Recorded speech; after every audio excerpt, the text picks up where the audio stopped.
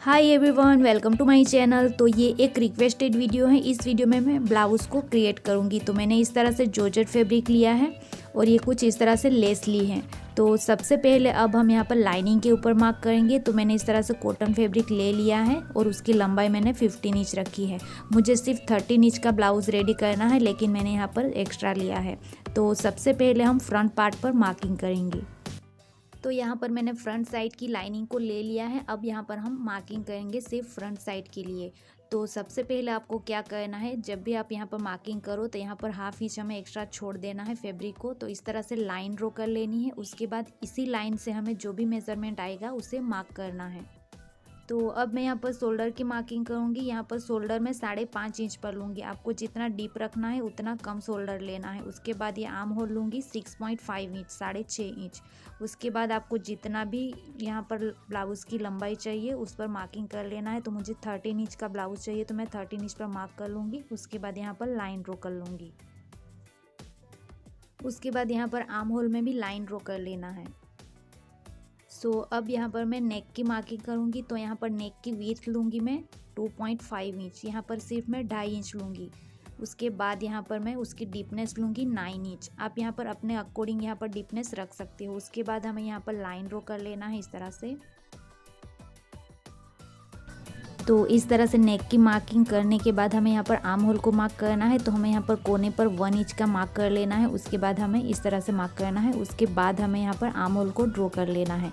तो ये मैंने मार्क कर लिया है। उसके बाद हल्का सा हाफ इंच जितना हमें अंदर से मार्क करना है, जो हमारा फ्रंट साइड का रहेगा और ये हमारा बैक साइड का रहेगा। तो इस तरह से मैंने ये आर्म होल की मार्किंग को कंप्लीट कर लिया है। अब लूँगी चेस्ट मेज़रमेंट। तो हमें उसे 4 से डिवाइड करके रखना है। तो मेरा चेस्ट मेज़रमेंट है 32 इंच। तो उसे 4 से डिवाइड करने पर आएगा 8 इंच। तो मैं यहाँ पर 8 इंच पर मार्किंग कर लूँगी। तो यहाँ पर मार्किंग हो जाने के बाद अब मैं यहाँ पर वेस्ट मेज़रमेंट लूँगी। तो उसे भी 4 से डिवाइड करके रखना है। तो मेरा वेस्ट मेज़रमेंट है 28 इंच। तो उसका 4 से डिवाइड करने पर आएगा 7 इंच। लेकिन हमें यहाँ पर टक्स के लिए 1 इंच एक्स्ट्रा छोड़ना है। तो मैं यहाँ पर 8 इंच पर मार्क कर लूँगी। तो उसके बाद हमें यहाँ पर लाइन ड्रॉ कर लेना है। उसके बाद यहाँ पर 1.5 से 2 इंच हमें यहाँ पर एक्स्ट्रा फैब्रिक छोड़ लेना है इस तरह से। तो अब हम यहाँ पर फ्रंट साइड की जो डिज़ाइन है उसे मार्क करेंगे इस तरह से। तो उसके लिए हमें शोल्डर से इस तरह से मेजरिंग टेप को रखना है और मैं यहाँ पर 11 इंच पर मार्क कर लूँगी। तो यहाँ पर मैंने मार्किंग कर लिया है। अब इसी मार्किंग से हमें यहाँ पर हल्का सा कर्व देते हुए इस तरह से लाइन ड्रॉ करना है। हमें इस तरह से पूरा उसे ड्रॉ कर लेना है। तो मैंने यहाँ पर उसे कंप्लीट कर लिया है और यहाँ से हमारी कटिंग होगी। तो यहाँ पर आपको 2 लाइन दिखाई दे रही होगी, वो ऐसे ही मैंने यहाँ पर थोड़ा सा कम लगा तो मैंने दूसरी लाइन ड्रॉ कर ली है।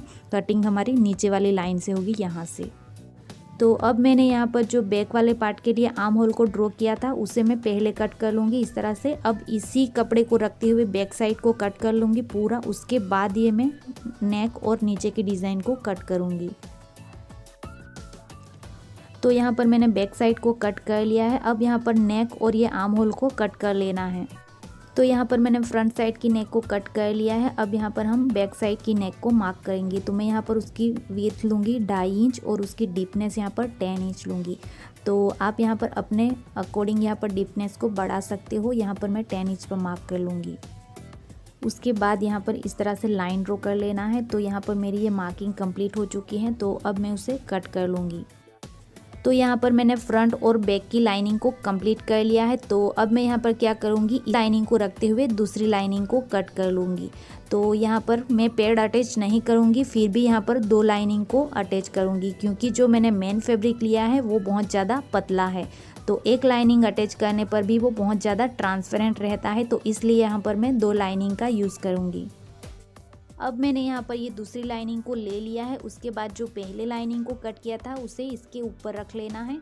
उसके बाद हमें नेक में और आर्म होल में सिर्फ सिलाई करके उसे अटैच करना है। हमें बाद में पलटाना नहीं है, उसे अटैच करने के लिए ही सिलाई करनी है।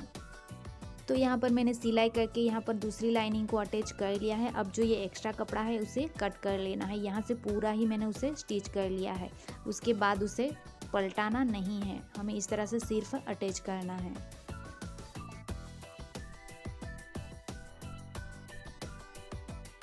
तो यहाँ पर मैंने ये दोनों लाइनिंग को अटैच कर लिया है इस तरह से साथ में ही। इस तरह से ही मैंने फ्रंट और बैक को रेडी कर लिया है। अब यहाँ पर उसे मेन फैब्रिक पर रखते हुए अटैच करना है। तो यहाँ पर मैंने ये मेन फैब्रिक को सीधा रखा है इस तरह से, उसके ऊपर हमें लाइनिंग को रख लेना है इस तरह से। उसके बाद हमें यहाँ पर नेक में और आर्म होल में इस तरह से पूरा उसे स्टिच कर लेना है। यहाँ पर नीचे की साइड में भी पूरा स्टिच कर लेना है। तो सिलाई करने से पहले हमें इस तरह से पूरा पिन अप करके उसे रेडी कर लेना है।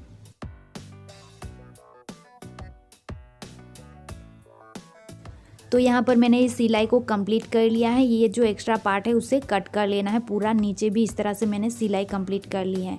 उसके बाद यहाँ पर जो ये साइड है उस साइड से हमें पलटा के उसे सीधा कर लेना है।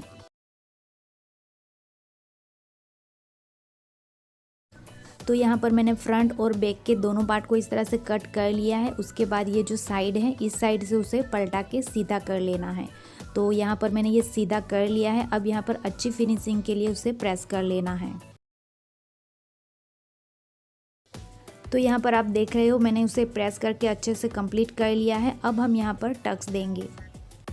अगर आप यहाँ पर कप्स को अटैच करते हो तो आपको यहाँ पर लाइनिंग में भी टक्स अलग से देना पड़ेगा, उसके बाद आपको मेन फैब्रिक में भी टक्स देना पड़ेगा, उसके बाद आप कप्स को अटैच कर सकते हो।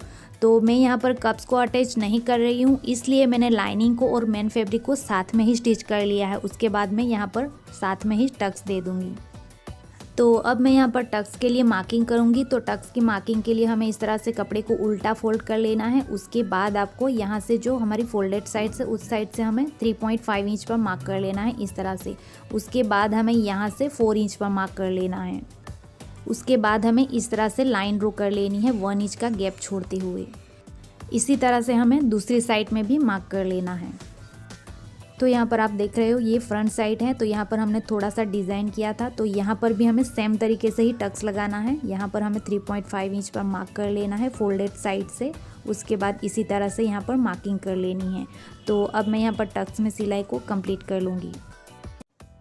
तो यहाँ पर मैंने ये टक्स में मार्किंग को कंप्लीट कर लिया है इस तरह से। ये हो गया हमारा बैक साइड का टक्स और ये हो गया हमारा फ्रंट साइड का। तो आप यहाँ पर देख रहे हो डिज़ाइन की वजह से ये यहाँ पर टक्स में इस तरह से थोड़ा सा कपड़ा बाहर निकला हुआ है, लेकिन हम यहाँ पर लेस को अटैच करेंगे तो ये पूरा हाइड हो जाएगा। तो आप यहाँ पर देख रहे हो मुझे पैड नहीं अटैच करना है, तो इसलिए मैंने यहाँ पर लाइनिंग और मेन फैब्रिक को साथ में ही टक्स में कंप्लीट कर लिया है इस तरह से। तो अब यहाँ पर हुक के लिए हमें पट्टी को अटैच करना है। तो हमें यहाँ पर बैक साइड में इस तरह से मार्क कर लेना है। उसके बाद यहाँ से उसे कट कर लेना है। तो यहाँ पर एक बड़ी और छोटी मैंने पट्टी को काट लिया है, इस तरह से प्रेस कर लिया है मैंने डबल फोल्ड करके। तो छोटी पट्टी है वो 2 इंच की है उसकी विड्थ, और बड़ी पट्टी की विड्थ है 3.5 इंच। तो अब हमें ये पट्टी को यहाँ पर अटैच करना है इस तरह से। तो पट्टी रखते टाइम हमें इस तरह से हाफ इंच एक्स्ट्रा रखना है, ऊपर की साइड में भी और नीचे की साइड में। उसके बाद हमें यहाँ पर सिलाई करके उसे अटैच करना है। तो ये पट्टी हमारी पूरी अंदर की साइड में फोल्ड हो जाएगी। तो यहाँ पर मैंने पट्टी को अटैच कर दिया है। अब ये पट्टी हमारी पूरी ही अंदर की साइड में फोल्ड होगी इस तरह से, और ये बड़ी पट्टी है ये इस तरह से हमें बाहर की साइड में रखते हुए से वापस से सिलाई कर लेनी है। तो ये पट्टी हमारी इस तरह से बाहर की साइड में रहनी चाहिए। पट्टी को हमें सिलाई करने से पहले यहाँ उसकी किनारी को फोल्ड करके इस तरह से प्रेस कर लेना है ताकि सिलाई करने में आसानी रहे। उसके बाद हमें इस तरह से ये पट्टी को मोड़ के सिलाई कर लेनी है। तो यहाँ पर मैंने पट्टी को मोड़ के सिलाई कंप्लीट कर ली है। ये बड़ी पट्टी है जो बाहर की साइड में रहेगी, और ये छोटी पट्टी है ये अंदर की साइड में रहेगी इस तरह से। उसके बाद यहाँ पर हुक लगाने पर ये पट्टी हमारी कुछ इस तरह से यहाँ पर आ जाएगी। तो यहाँ पर अब मैं स्लीव को कट करूँगी। तो मैंने कपड़े को ले लिया है, मैंने उसे 4 फोल्ड में रखा है इस तरह से, और उसकी लंबाई मैंने 9 इंच ली है। आप अपने अकॉर्डिंग लंबाई को ले सकते हो। सो अब हम यहाँ पर उसकी मार्किंग करेंगे। तो यहाँ मार्किंग के लिए आपका जितना भी आर्म होल है उसके अकॉर्डिंग आपको हाफ करके यहाँ पर उसकी मार्किंग कर लेनी है। तो मेरा आर्म होल है 16 इंच, तो मैं यहाँ पर 8 इंच पर मार्क कर लूँगी। उसके बाद इसी पॉइंट के नीचे हमें 3 इंच पर मार्क कर लेना है इस तरह से। उसके बाद हमें ये पॉइंट से होते हुए यहाँ पर लेके आना है। तो हमें यहाँ पर हल्का सा कर्व देते इस तरह से मार्क कर लेना है। अब यहाँ पर जो एक्स्ट्रा फैब्रिक रहेगा यहाँ पर इस तरह से हमें मार्किंग कर लेनी है। उसके बाद नीचे की साइड में मार्क कर लेना है जितना आपका मेजरमेंट है उसके अकॉर्डिंग। तो यहाँ पर मैंने 5 इंच पर मार्क कर लिया है। अब यहाँ से लाइन ड्रॉ कर लेनी है और उसके बाद यहाँ पर एक्स्ट्रा मार्किंग कर लेनी है इस तरह से। तो यहाँ मार्किंग कंप्लीट हो चुकी है, अब उसे कट कर लेना है। तो यहाँ पर स्लीव की कटिंग कंप्लीट हो चुकी है। अब हमें क्या करना है, यहाँ पर जो फ्रंट साइड रहेगा उसमें अंदर की साइड में हाफ इंच इतना हमें कट कर लेना है। तो ज़्यादातर मैं स्लीव में कट नहीं करती हूँ, उससे मैं ऐसे ही अटैच कर लेती हूँ, तो वो अच्छे से परफेक्ट बैठ जाता है। तो मुझे यहाँ पर कट करने की ज़रूरत नहीं पड़ती। आप चाहो तो यहाँ पर फ्रंट साइड में कट लगा सकते हो। तो अब मैं यहाँ पर लेस को अटैच कर लूँगी। ये जो छोटी लेस है उसे मैं यहाँ पर नेक में अटैच करूँगी और ये वाली लेस को मैं यहाँ पर नीचे के साइड में अटैच कर लूँगी।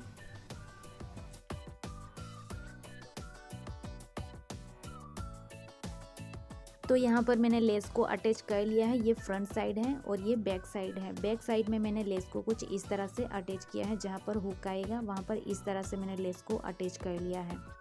तो आपको यहाँ पर ब्लाउज़ को साइड फिटिंग देने से पहले ही लेस को अटैच कर लेना है, ताकि आप जब भी ब्लाउज़ को लूज़ करो तो लेस कम ना पड़े। अगर आप यहाँ पर ब्लाउज़ को पहले ही फिटिंग कर लेते हो, उसके बाद लेस को अटैच करते हो, तो बाद में आपको ब्लाउज़ को लूज़ करना है तो यहाँ पर आपको लेस कम पड़ जाएगी। तो इसलिए सबसे पहले लेस अटैच करनी है, उसके बाद ही आपको ब्लाउज़ को फिटिंग करना है। तो अब मैं यहाँ पर शोल्डर को अटैच कर लूँगी।